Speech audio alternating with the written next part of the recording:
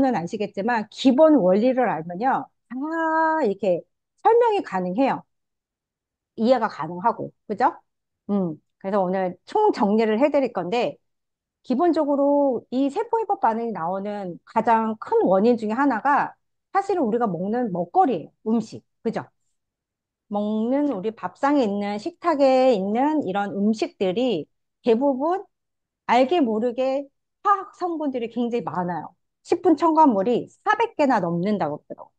400개나 넘고 보면은 우리가 쓰는 양념 있잖아요. 소스 이런 거에 뭐 식품 첨가물, 보존제, 뭐 이런 화학 조미료가 사실은 알게 모르게 굉장히 많죠. 식당에서 먹는 건데 특히나 더. 네, 근데 이런 것들이 쌓여서 여러 가지 우리 몸 안에서 질병을 일으키는데 그래서 중요한 게 해독인 거예요, 해독. 요즘 디톡스 어, 굉장히 강조를 많이 하고 해독해야 된다는 개념은 많이 아시잖아요. 근데 이런 여러 가지 먹거리로 인한 환경 오염으로 인해서 오는데 크게 세포 회복 반응을 일으키는 원인은 크게 두 가지로 볼 수가 있어요. 체외 요인, 체내 요인. 그러니까 외부에서 이제 들어오는 거는 여러 가지 뭐 운동 부족이라든가 스트레스, 우리가 음식이라든가 농약, 이런 어떤 약을 많이 먹는 거라든가, 또 환경 오염, 이런 걸로 인해서, 세포 회복 반응이 많이 나타나기도 하고요.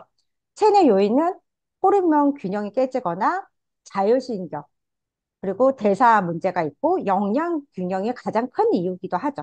영양 불균형으로 인해서 여러 가지, 이렇게 체내 어떤 이런 회복 반응들이 나오는데요. 이게 사장님들이 이런 반응들이 나오는 거, 기존에는 보통 이런 증상이 나오면 약을 먹잖아요. 근데 대체의학이나 자연의학에서 이거는 자연스러운 반응이에요. 그래서 이런 반응들이 자연스럽게 나오는데 욱신거리거나 두통, 졸림, 나른함, 잇몸 출혈이라든가 변비, 가려움, 발진, 요통, 설사, 저림, 감기, 몸살, 기침, 콧물, 구토, 더불어 가스참, 눈충혈, 발열 이런 모든 증상들은요. 내 몸이 세포가 회복하려고 나오는 반응 중에 하나예요. 우리 몸이 정상으로 이거 회복하려고 나오는 반응 중에 하나인데요. 여러 가지 이런 반응들이 있어요. 근데 보시면 우리 몸의 면역력이 높아지면 어때요? 이런 증상들을 이길 수 있는 저기가 되거든요. 근데 그게 체온이에요. 체온이 내려가면 내려갈수록 암세포가 증식이 되고 생체 회복이 굉장히 힘들어져요. 그러면 결국에는 저체온에서 27도가 되면 이제 몸이 이제 사망이 되잖아요.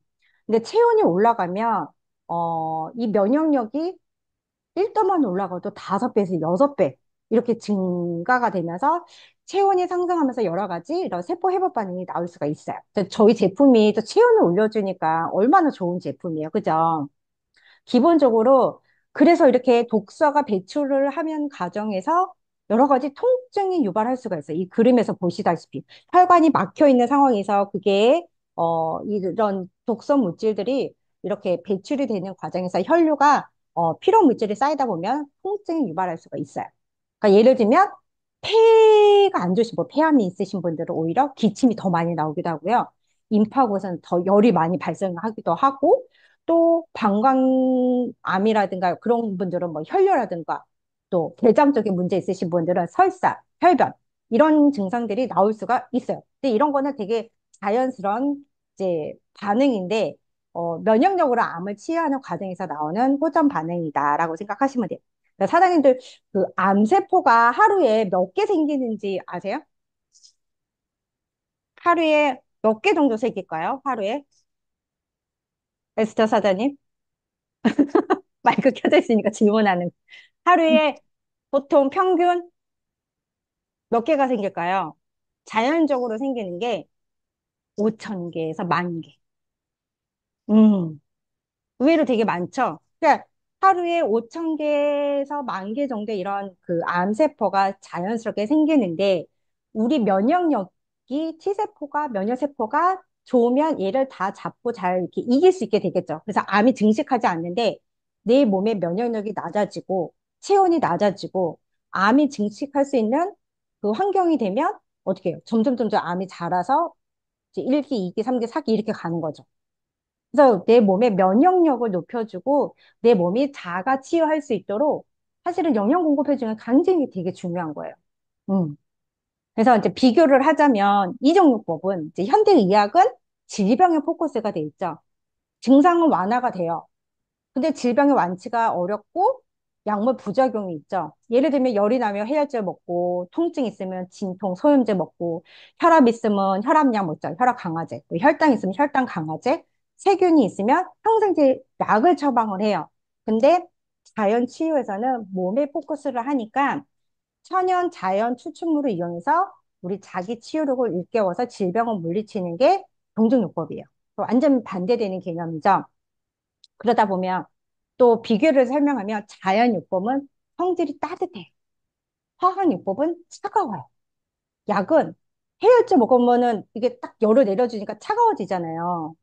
저는 그 사실 되게 싫어하거든요. 그래서 약을 안 먹는데, 자연요법은 따뜻하고 화학요법은 차가워요. 그래서 자연요법은 체온을 올려주고 화학요법은 체온이 내려가죠.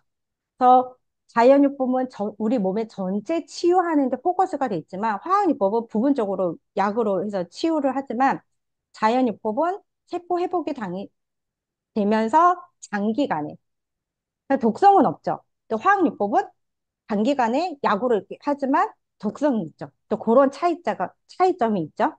그래서 세포 회복 반응이란 개념은요, 질환을 극복할 수 있는 몸을 극복할 수 있는 몸으로 바꿔가는 과정이다. 예를 들면 아까 그 암세포가 하루에 5천에서 10,000개가 생긴다고 했잖아요. 그런 암을 내가 이길 수 있는 몸, 여러 가지 질병을 이길 수 있는 몸. 감기가 들어오면 내가 빨리 내 몸 안에서 면역세포가 일을 해서 빨리 이거를 회복할 수 있는 이런 극복할 수 있는 몸으로 바꿔가는 과정이다. 그래서 아픈 만큼 더 좋아져요.